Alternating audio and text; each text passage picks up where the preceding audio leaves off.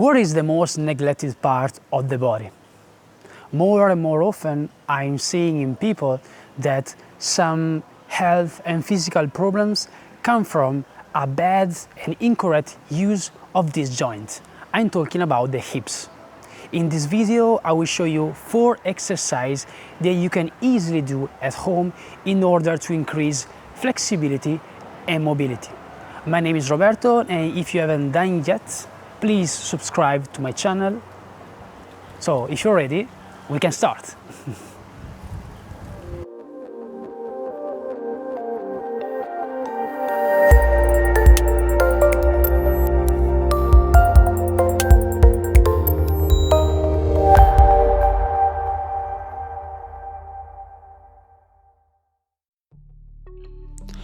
Uttar Pristasana.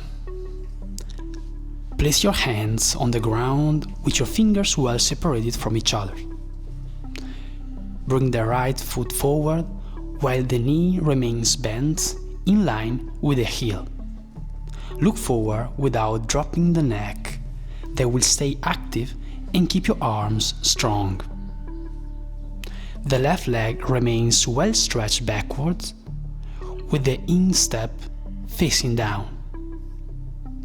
Stretch the hip flexors and the quadriceps of the back leg.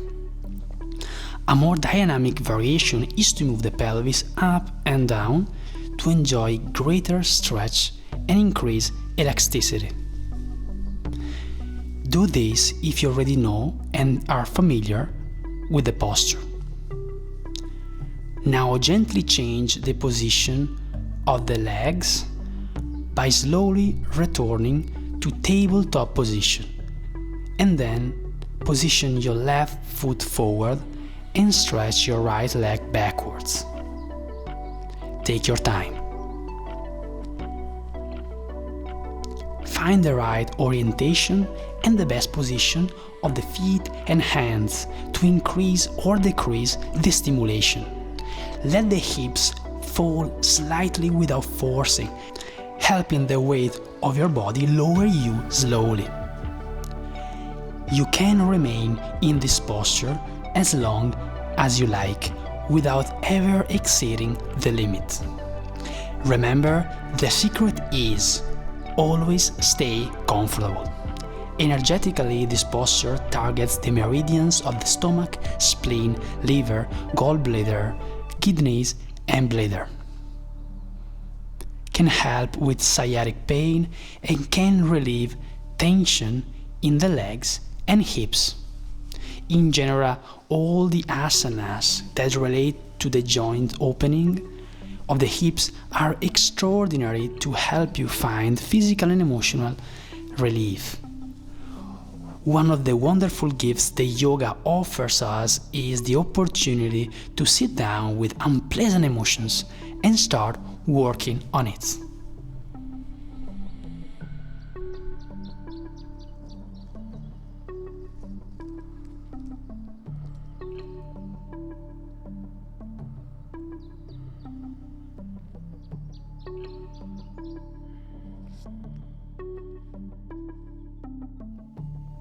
Uttar Pristhasana, second variation.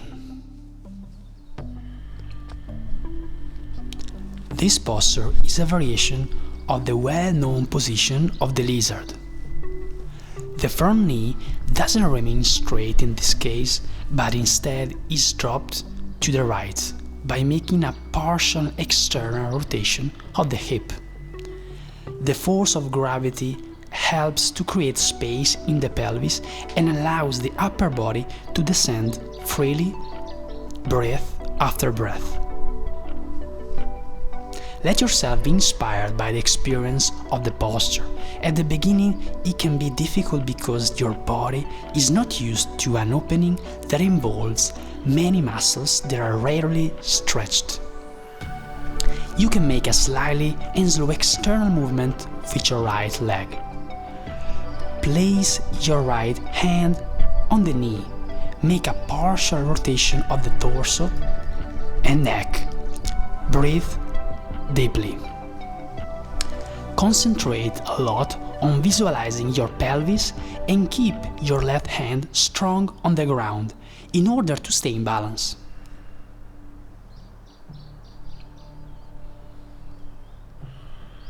Slowly change sides. Take the time you need before moving your left foot forward and performing the position again.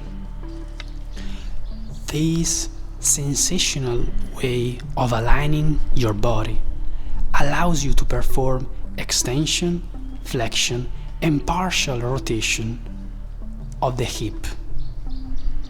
Over time, you will discover the pleasure of this asana, and you will realize that in addition to being incredibly effective for improving mobility and flexibility in the hips, it will be useful for you to gain strength in the arms, especially if you stay there for a few minutes. The space between the hips is also the place of Svadhisthasana, the second chakra.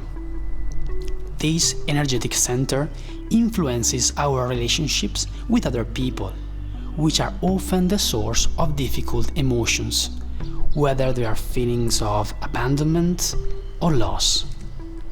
If this chakra is closed and unbalanced, you may notice difficulties in personal relationships and the feeling of being blocked.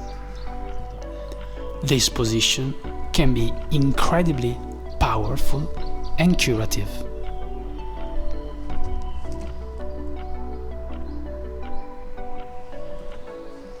Eka Pada Rajakapotasana.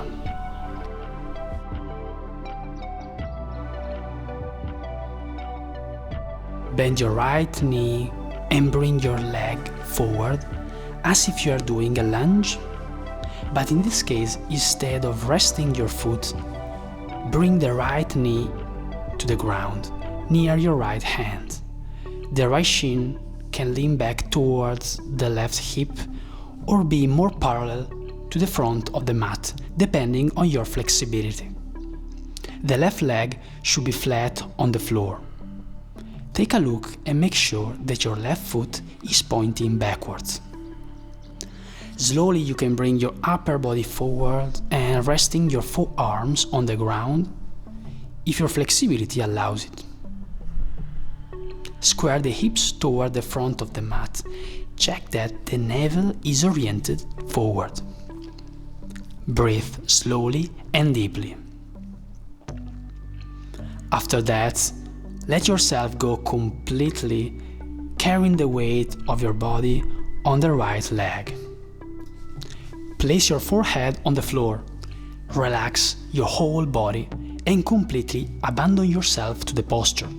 Relax and take a break from everything around you. To change sides, stretch your arms and carefully return to tabletop position. After that, repeat the same position with the left knee forward and the right leg stretched behind. You will probably notice a difference between the two sides of the body. This is totally normal because depending on the natural posture that we assume when we carry out the activities of everyday life, in general we always tend to use much more one side of the body than the other one. Pigeon Pose is perfect for relaxing tension and maintaining hip flexibility, and this is because it stretches both the rotators and the flexors of the hip, which are some of the muscles that run along the thighs and pelvis.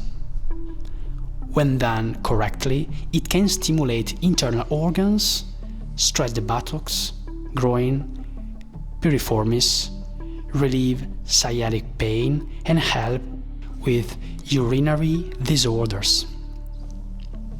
Activities such as running, cycling, and even daily walking require strength, but not flexibility. And stress can create tension throughout the body, especially in the hip area. It is precisely for this reason that yoga helps you to re-educate your body, finding more symmetry and better muscle balance. By creating space in your hips, you will release negative feelings and unwanted energy stored in your system. For those who still have some past issue in their minds or are not totally comfortable with the current situation, this position can be incredibly powerful and curative. In fact, stimulating the second chakra is a way to open up, find forgiveness, and understand the root of your emotions. We often don't really understand the cause of our emotions. We are not sure why we are angry, sad, depressed. There might be a very deep answer that takes time and space to be understood. Relax totally and let yourself be inspired by your thoughts without making judgments. Just be an observer of your feelings and immerse yourself in the wild nature of your mind. In the meditative state, you can find unexpected answers or have very strong emotional experiences. If this happens, do not try to stop the flow. Taste everything you can and stay still. When you decide to get up, do it very slowly.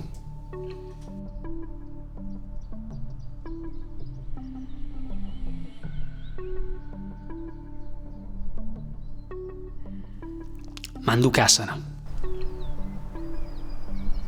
Start with your hands and knees on the ground, after which separate your legs from each other by placing the inside of your feet on the ground. Look forward and breathe deeply. This position, also known as frog pose, is an intermediate level asana that helps open the muscles of the hips and groins, promote circulation, and improve posture. If you want, you can also lower your forearms on the ground. At the beginning, you will probably try refusing the opening, as it can be annoying, especially if we have never performed a similar exercise. Over time, you will learn to relax and enjoy this amazing asana. The arms push slightly on the ground in order to keep the pelvis aligned with the knees.